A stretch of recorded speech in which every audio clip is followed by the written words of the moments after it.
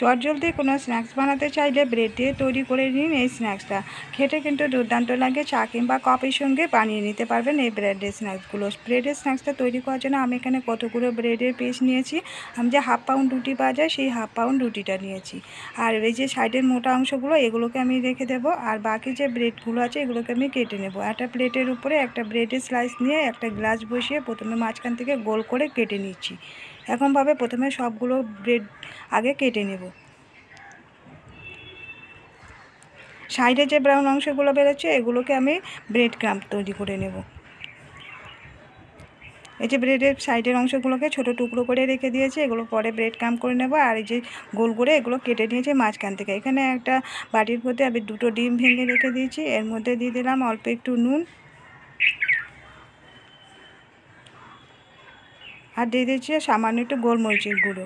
নুন আর গোলমরিচের গুঁড়োটাকে দিয়ে ডিম দুটোকে ভালো করে ফেটিয়ে নিচ্ছি।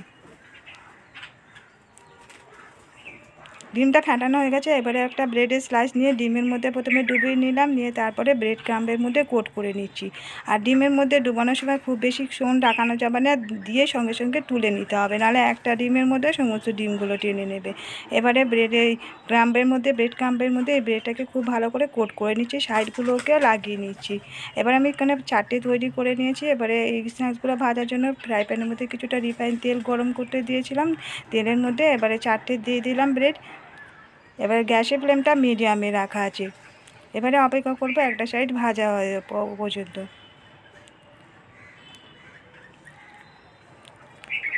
একটা সাইড ভাজা হয়ে গেছে, এখন এখানে আমি উল্টিয়ে দেব। এরকম গোল্ডেন কালার হলে উল্টিয়ে দিতে হবে। এবারে অপোজিটটাও এরকমই গোল্ডেন কালার করে ভাজা করব।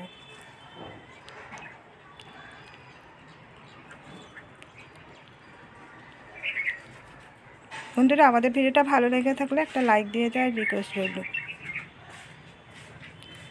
এই স্ন্যাক্সগুলো ভাজা হয়ে গেছে, এখন আমি উঠিয়ে নিচ্ছি।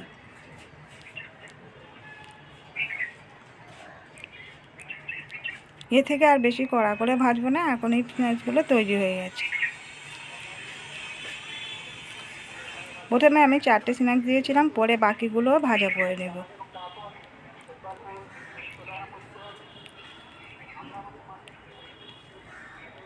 তৈরি হয়ে গেছে ব্রেড দিয়ে স্ন্যাক্স। আর ব্রেডের এই স্ন্যাক্সটা খুব কম সময় তৈরি করে নেওয়া যায়, খেতে কিন্তু দুর্দান্ত লাগে।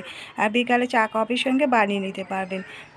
তো বন্ধুরা, কেমন লাগলো আজকের রেসিপিটা কমেন্ট করে জানাতে ভুলবেন না। ভালো লাগলে লাইক দিয়ে দেবেন, শেয়ার করে দেবেন এবং সাবস্ক্রাইব করে রাখার রিকোয়েস্ট করছি নতুন বন্ধুদের কাছে। পাশে থাকা বেল বটনটিকে অন করে রাখবেন, যখনই নতুন ভিডিও আপলোড করব নোটিফিকেশান আপনাদের কাছে পৌঁছে যাবে। আজকের মতো বিদায় নিচ্ছি, আবার ফিরে আসি নতুন কোনো রেসিপি নিয়ে।